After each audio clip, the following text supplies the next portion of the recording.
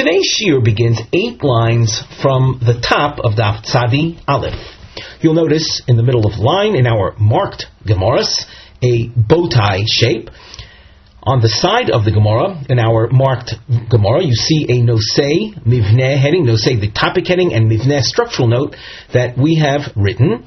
And this is, of course, question number 3, the series that we had started in our previous shiur.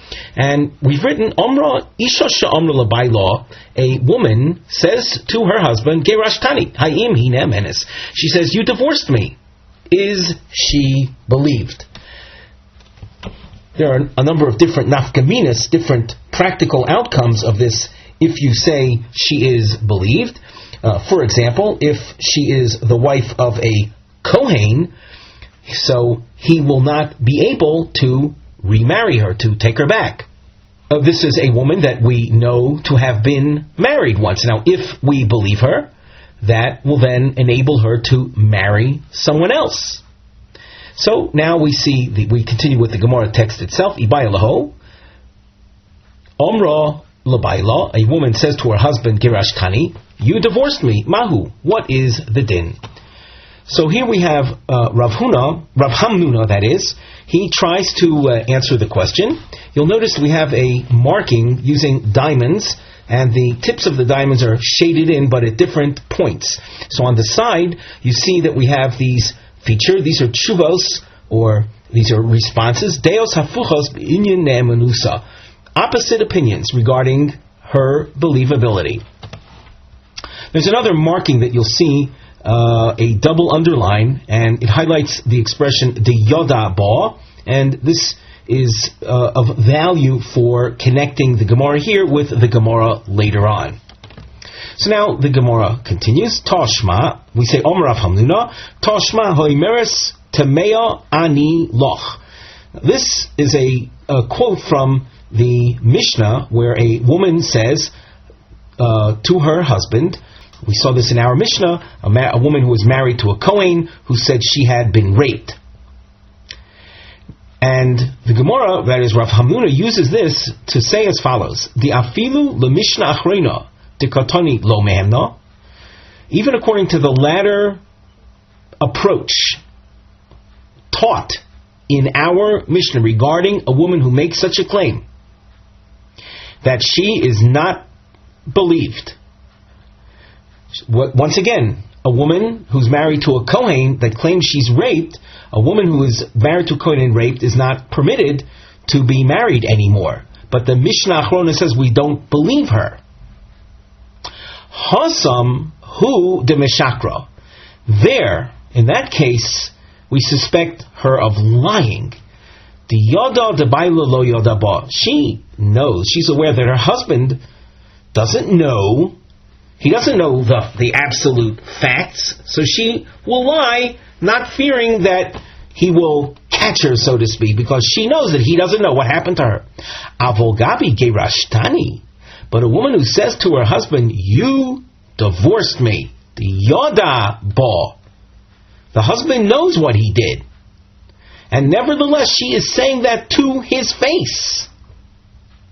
Mehemna. She is believed. The chazaka ein isha meiza ponel b'fnei baila.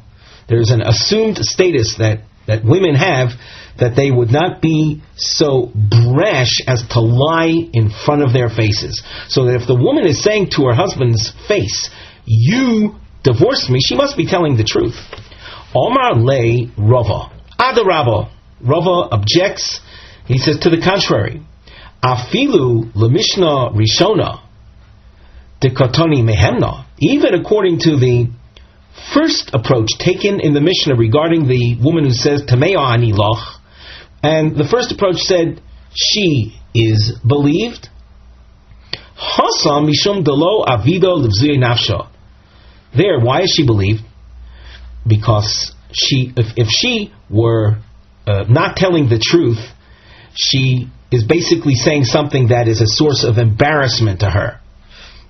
A person who says something that's a bizoyon, that's disparaging, that's embarrassing, that's belittling, they must be telling the truth. So that's the case in a woman who says, I was raped. Aval hacha, the zimnin the tokif law min gavra meizo. But here with the claim of gerashtani, there are situations, and Rashi has two explanations as to what tokif law min gavra means. One explanation is that her husband caused her such a painful life that she will be so bold as to say, just to get out of living with him, that you divorce me. Or she is overcome with an evil inclination, with a yetzer hara to be with another man, and in order to be with that other man, she'll meiz panim, she'll be so brash as to say to her husband, you divorce me. So in the case of a claim of gerashtani, you have this mitigating circumstance or extenuating circumstance that would cause her to lie. Therefore, she's not believed. So, once again, we had a question. A woman says to her husband, you divorce me. Is she believed or not? At this point, we see a machlokes, Rav Hamnuna and Rava. As we go on in the Gemara, you'll notice we have a crown shape, and the same shape appears a little bit later, but inverted. On the side of the Gemara, on our Mivneh heading, we indicate that the crown with the points facing up is a kushya al Rava, and the inverted one is a kushya al Rav Hamnuna. So, we continue. Mosiv Rav Misharshia. This is also a quote from the Mishnah. Hashamayim beini leveincha, the Mishnah Rishona. Tevetiyufta derava. In our Mishnah, we saw a woman claiming that the husband's form of intimacy with her was one that is incapable of impregnating her. It's not, we saw in our previous year, we discussed this and mentioned that she claims he's not yoyer kechetz, he doesn't ejaculate forcefully. And according to the early approach in the Mishnah, the first approach, the Mishnah Rishona, we saw that the woman is believed. So Rav Misharshi is saying, let that case of the willingness to believe the lady be a refutation of Rava. Now, how does that work? So the Gemara explains. The less law kisufa vikotani de mehemna. The thinking right now is that when the woman puts her claim in hashamayim beini leveincha, or that all she's saying is that only heaven can testify, can bear witness that you do not enable me to have children. So at this point, the thinking is that it's a claim that doesn't involve bizayon, it doesn't involve disparagement, and yet there is willingness to believe her. What did Rava argue? Rava said that believability is based only on a claim that involves disparagement, involves embarrassment, that a person wouldn't say such a thing unless it was absolutely true. Here you have believability even without that element of bizayon. The Gemara answers, Kosova Rava. Rava, in looking at the claim of Hashamayim beini leveincha, Kosova Rava Hasam, in that case, Kevan de lo sagi law, de lo omra ein yora kechetz. When a woman comes to the court saying that only heaven can testify regarding you that you don't enable me to have children, the court is going to ask, why? Why is he? What's the reason you say that? So she's going to have to come out with we'll call them the gory details. She's going to have to say, like we said before, but she's going to have to say it quite explicitly. He is not yorich kechetz. That means he doesn't, literally, it means he doesn't shoot like an arrow, but it means he doesn't ejaculate with force. Ilo Isa kidika umra, if it is not really like she's saying lo umrale, she wouldn't say such a thing.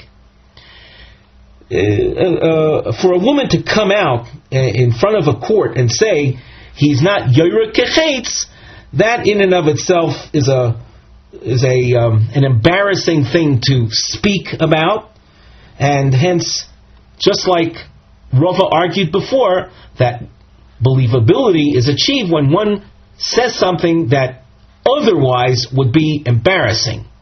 Why do they say it? They must be telling the truth. And that's why, according to the Mishnah Rishona, a woman who says Hashamayim beini leveincha is believed.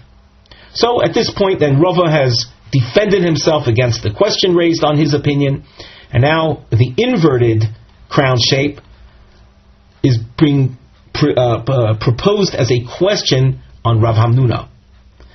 Hashamayim beini leveincha de Mishnah Achroina teveitiyufta de Rav Hamnuna. Let the Mishnah Achrona, the latter ruling of our Mishnah regarding the woman's claim of Hashamayim beini leveincha, where we see she is not believed, let that be a refutation of Rav Hamnuna's approach. And the Gemara explains, here you have a situation where a woman knows that her husband knows what's going on, and v'kotani delo mehemna, and the Mishnah nevertheless says she is not believed. Notice above, Rav Hamnuna's basis of saying that the woman is believed was because she's making a comment that she knows that her husband is well aware of. Well, here you have a case of her making a statement or a claim that she knows the husband is well aware of, and she's not believed. The claim of Hashamayim beini leveincha. The Gemara answers, Kosova Rav Hamnuna, Hachanami hi gufa amra. Even in the case of Hashamayim beini leveincha, which we just explained is where the woman is essentially claiming that he doesn't enable her to bear children because he's not yoreh kechetz. So Rav Hamnuna says that the woman figures, Nihita b'bia yoda, granted that he knows that he had intimacy with me, but yoreh kechetz mi yoda, does he know? Does the man know with what force the male seed was emitted? No. She feels it, but he doesn't know the force. He doesn't know whether he was yoreh kechetz umishamachi meshakra. And because he doesn't know, she will lie. She will take a chance and say something that's not necessarily true. And therefore, according to the Mishnah Achrona, she is not believed. And this is quite in line with Hamnuna's approach, that believability is achieved when a person makes a claim that they know the other party is well aware of and makes the claim anyway. Otherwise, they wouldn't have the brazenness to lie in their face. As we move on in the Gemara, we have a new marking. The triangle is featured on the side of the Gemara, which where we've written under the Nosei Mivneh heading, Sidra Shel Mikrim, series of cases, Hama'urim Chashad Be'inyan Eishes Ish, where suspicion is aroused regarding matters of immorality concerning a married woman. So we have a few stories. Hahi Itza, there was a woman. The Ran and the Tosfos explain that we're dealing with the wife of a Kohen. The Chol Yoima, the Tashmish, every day after she had intimacy with her husband, Mikdama Mashi Yodei Legavra, she would bring water for her husband to wash his hands. Rashi says, Kedei Lataher Yoda Vachar Tashmish. It's a means of purification of one's hands after intimacy. This concept of purification of one's hands we see in other areas of halacha. The most common would be washing one's hands for eating bread. So too after intimacy, this woman brought water to her husband for washing his hands. In the Rosh commentary, he mentions at the bottom line,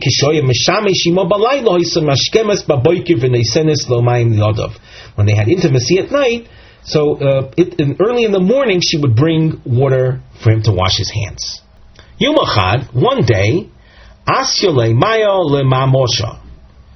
she dutifully brings water to her husband for him to wash his hands.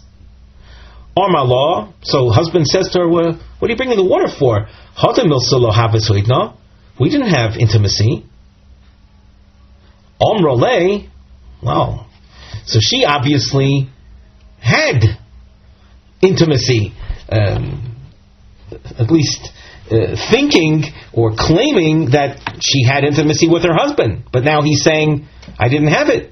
So she says to him, Im Kain, Chad min Nochrim, we continue at the top of Amud Beis, Aluye dahabuhacho idna. Iant lo dilmo min hon. She says it must be one of the Gentiles who are spice salesmen that were here, that had the intimacy with me. If it wasn't you, it must have been one of them.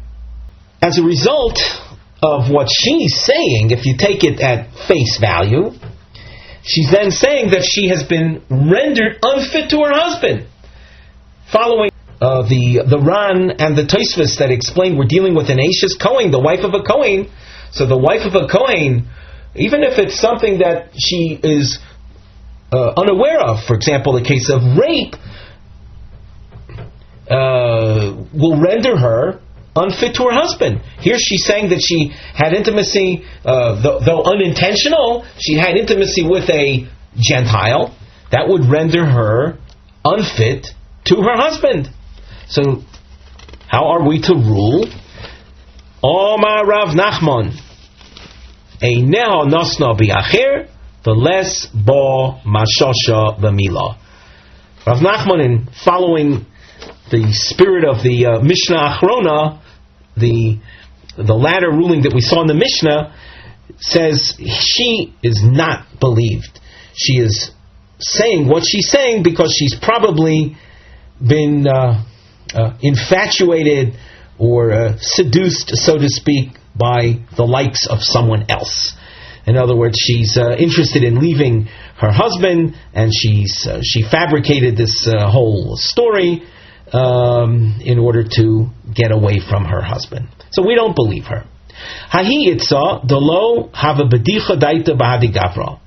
A woman who was not at good terms with her husband. Omar lo ho'idna maishna. So the husband asks, why are you irritated? Why are you not on good terms? What happened? What's wrong? Omra le. So she tells her husband, Me'olam lo tzartan b'derech eretz ki oidna. I never had such pain in intimacy. Like just now. In other words, she says, just last night we were together and you caused me great pain. Omar lo have hoda milsohitna. I wasn't with you at all last night. Omra le. Oh, she says, it wasn't you. Him kain halin nachrim naftuye tabu ocha ha'idna. She says it must have been the neft is a substance, a type. In modern Hebrew, you see that being used as a type of fuel. You find it in the Gemara Masechet Shabbos as well. It must be these neft, these Gentile neft salesmen that were here today. Iantlo dilmo chad min hom. If the intimacy wasn't with you, then it must have been with one of them. Omar Rav Nachman, lo tashgichun ba. Don't listen to her. Noisenes einel bi'acher havoi. This is another example of a woman who became interested in being with someone else. In other words, she was interested in leaving her husband. And if we adopt the approach we said in the first example, that we're dealing with the wife of a Kohen, and according to her words at face value, then she would be also to continue with her husband, enabling her to be with another man, to marry someone else. Well, factoring all of that together, Rav Nachman says, I don't trust this lady. She simply wants out because she's become infatuated with someone else. Hahu Gavra, dehava maharzik bebeisa hu ve'intasa. There was a man that was hiding. The word maharzik, so you can see in the Meforshim, you see the word nechba. The Rashi says he was sagur, he was closed with a woman in a house. We're not talking about her husband. So you have a man with a married woman closed in her house. Huva intisa, he and the woman. And we're there again with a married woman with together with this other man. Earl also more de besa. All is entered. The husband enters his house. Parte noef lahutza ve'orak. The noef is a reference to this other man. The noef literally mean what a paramour, but in this context you'll see why I'm hesitating using that word. Well, the stranger, parte means he split the fence. There was a fence that was made of branches, so he made a little opening in the fence and ran away. The Hagoyis Mari Landau quotes the Oruch and says that this Noef, the stranger, was seen by the husband. Namely, he ran away in front of the husband. Omar Rava Itza Sharia. The woman is muteres. She's allowed to go to be with her husband. She's not forbidden to her husband. Im Isa de Avari Surah, if there had been a real violation of, namely, intimacy between the married woman and the stranger, Irkuse Hava Mirkas, he would have hidden himself in the house and not run away in front of the husband. He would have hidden himself in such a way that the husband would not be aware of his presence. The fact that he ran away in front of the husband indicates that he didn't actually conduct intimacy with the woman. Hahu noyef de'ol legabi dahi intisa. There was a man who entered a house. Also Gavra, the husband came in. Solik noyef isiv bekole bava, and the noyef, the stranger, the paramour, he ran and hid behind a curtain that's at the entrance of the house. Havemachton tachli tamon, where the fellow was hiding behind the curtain, there was some tachli, some type of vegetation that was lying on the ground. The ta'aminun chivya, and a snake, a venomous creature, had eaten from it. When a venomous creature eats from food, so it deposits its venom in it as well, and it would be dangerous for someone to eat it. The Mora de Besa, the Balabayas, the husband, was about to reach for that tachli and eat from it, Beloi daito de intisa, without his wife being aware of it. Omar le'ahu noyef, the noyef from behind the curtain says, Lo techol min hain, de taminun chivya, don't eat from that. It was tasted, it was eaten by a serpent. Omar Rava, it's a sharia. The woman is allowed to her husband. In other words, there's no intimacy that took place. In Isei, the Avad Isura, if that paramour had actually had intimacy with her, Nichale the lechol v'lemus. You can rest assured that the noyef, this stranger, would have been happy for the balabayas, for the husband, to eat it and die. Dichtiv ki noyafois heino v'dam bidehen. People who are engaged in real niuf, and this is why I hesitated translating the word noef, leaving you with the impression that he had actual intimacy. It's a person who's involved with areas of immorality, we'll say. And the pasuk describes people who are real practitioners of prohibited intimacy.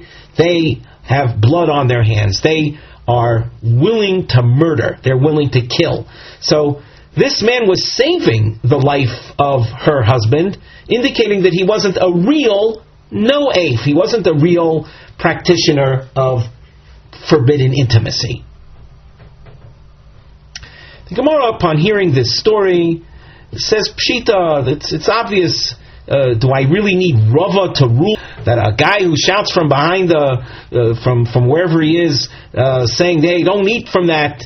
It's dangerous." That it's obvious that he didn't do intimacy with the man's wife. If he did, if he really was interested in her, he'd be very happy for the husband to be dead. So the Gemara says, no, I need Rava's ruling. Mahu detema isura avad.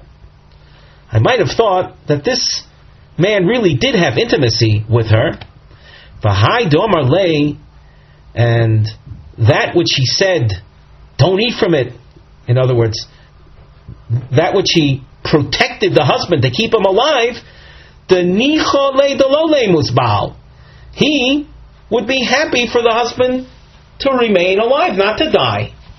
To have a intase iluya, mayim genuvim yimtaku v'lechem storim yinam.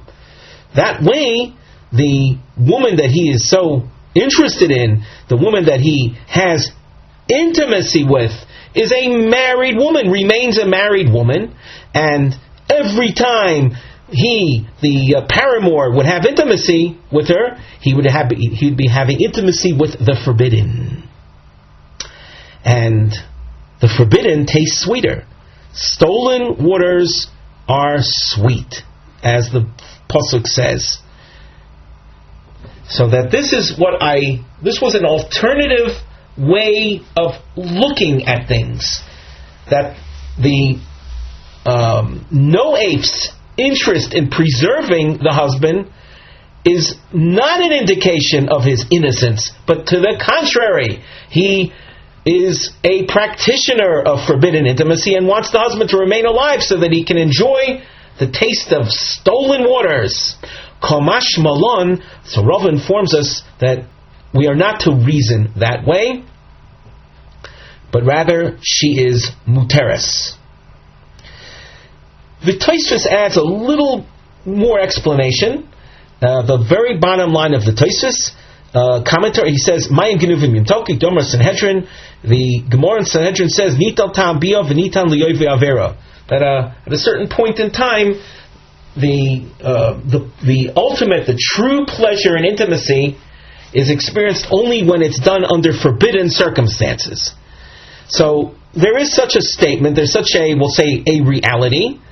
Komash malon. So the chiddush of the Gemara is denoyef eino yodei hazeh. Your standard paramour isn't aware of that comment in Sanhedrin that the more forbidden a woman is, the more enjoyable is the experience. He doesn't know that.